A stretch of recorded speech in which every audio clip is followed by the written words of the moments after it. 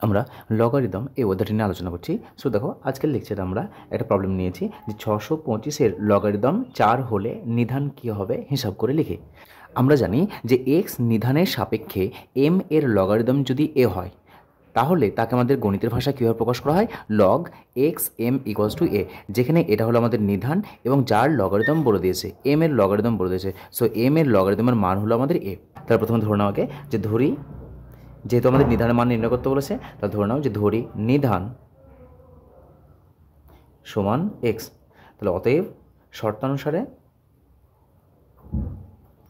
625-এর logarithm, তার মানে 625 এর লগারিদম বলে দিয়েছে, মানে লগ অফ 625 এর মান বলে দিয়েছে আমাদের 4। আর যেহেতু নিধানের মান নির্ণয় করতে বলেছে, লগ এক্স 625 সমান 4, শর্তানুসারে আমাদের এটা বলে দিয়েছে। সো এখান থেকে আমরা এক্সের মান বের করবো। তো এখান থেকে দেখো, আমরা জানি যে লগের আকারকে আমরা সূচকের আকারে কনভার্ট করতে পারি। সো এটা কত হবে, লগে যেটা নিধান রয়েছে সেই নিধানের পাওয়ার 4 হয়ে যাবে। So x to the power 4 equals to 625।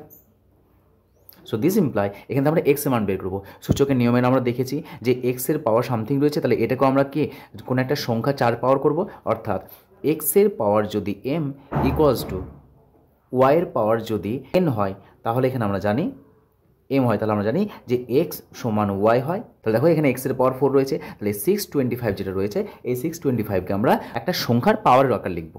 625কে ভাঙলে কত হবে আমাদের, দেখো এক্স টু দি পাওয়ার 4 সমান আমরা জানি এটা যে 25 ইন্টু 25, এটা 625 হয়। সো এটাকে আমরা লিখতে পারি যে 5-এর স্কোয়ার ইন্টু 5-এর square, so equals to 5 to the power 4। সূচকের নিয়ম অনুযায়ী ঘাতগুলো যোগ হয়ে গেল, তাহলে 5 to the power 4। So this imply x to the power 4 is equals to 5 to the power 4।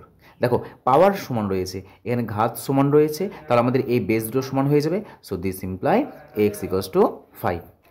তাহলে অতএব নির্ণীয়